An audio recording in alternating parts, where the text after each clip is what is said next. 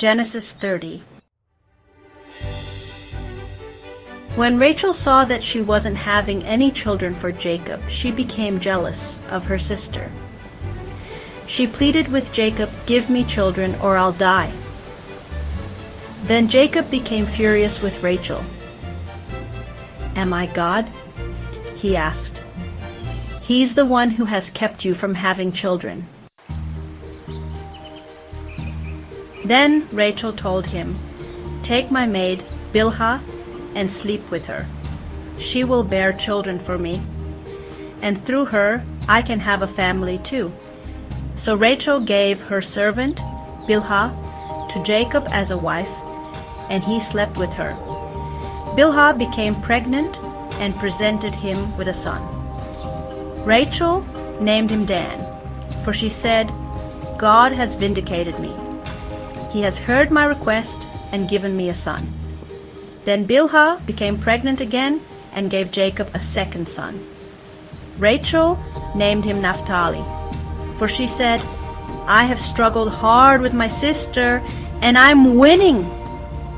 Meanwhile, Leah realized that she wasn't getting pregnant anymore, so she took her servant, Zilpah, and gave her to Jacob as a wife. Soon, Zilpah presented him with a son. Leah named him Gad, for she said, "How fortunate I am." Then Zilpah gave Jacob a second son, and Leah named him Asher, for she said, "What joy is mine. Now the other women will celebrate with me." One day during the wheat harvest, Reuben found some mandrakes growing in a field and brought them to his mother, Leah. Rachel begged Leah, "Please give me some of your son's mandrakes." But Leah angrily replied, "Wasn't it enough that you stole my husband? Now will you steal my son's mandrakes too?" Rachel answered, "I will let Jacob sleep with you tonight if you give me some of the mandrakes." So that evening, as Jacob was coming home from the fields, Leah went out to meet him. "You must come and sleep with me tonight," she said. "I have paid for you with some mandrakes that my son found." So that night he slept with Leah. And God answered Leah's prayers. She became pregnant again and gave birth to a fifth son for Jacob. She named him Issachar, for she said, "God has rewarded me for giving my servant to my husband as a wife." Then Leah became pregnant again and gave birth to a sixth son for Jacob.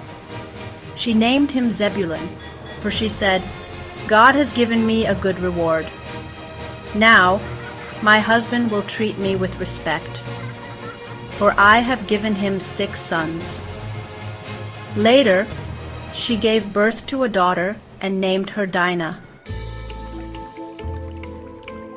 Then God remembered Rachel's plight and answered her prayers by enabling her to have children. She became pregnant and gave birth to a son.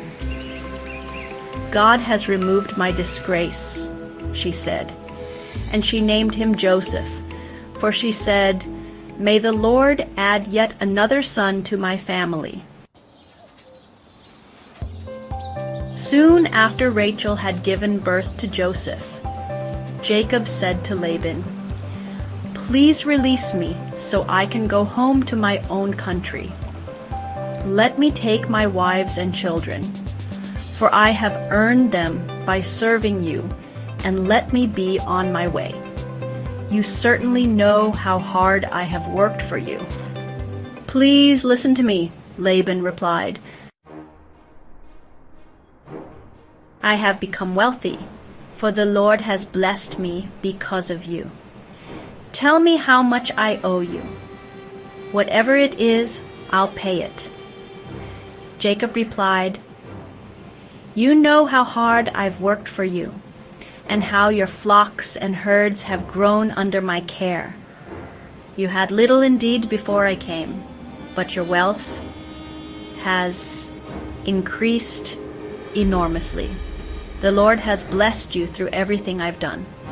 But now what about me? When can I start providing for my own family? What wages do you want? Laban asked again. Jacob replied, Don't give me anything. Just do this one thing, and I'll continue to tend and watch over your flocks. Let me inspect your flocks today and remove all the sheep and goats that are speckled or spotted, along with all the black sheep. Give these to me as my wages. In the future, when you check on the animals you have given me as my wages, you'll see that I have been honest. If you find in my flock any goats without speckles or spots, or any sheep that are not black, you will know that I have stolen them from you. All right, Laban replied. It will be as you say.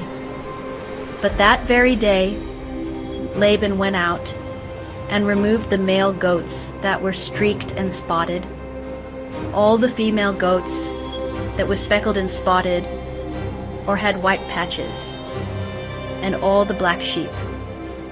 He placed them in the care of his own sons, who took them a 3 days' journey from where Jacob was. Meanwhile, Jacob stayed and cared for the rest of Laban's flock. Then Jacob took some fresh branches from poplar, almond, and plane trees, and peeled off strips of bark, making white streaks on them. Then he placed these peeled branches in the watering troughs, where the flocks came to drink, for that was where they mated. And when they mated in front of the white-streaked branches, they gave birth to young that were streaked, speckled, and spotted. Jacob separated those lambs from Laban's flock. And at mating time, he turned the flock to face Laban's animals that were streaked or black. This is how he built his own flock, instead of increasing Laban's. Whenever the stronger females were ready to mate, Jacob would place the peeled branches in the watering troughs in front of them. Then they would mate in front of the branches. But he didn't do this with the weaker ones. So the weaker lambs belonged to Laban, and the stronger ones were Jacob's. As a result, Jacob became very wealthy, with large flocks of sheep and goats, female and male servants, and many camels and donkeys. Super. Genesis 30.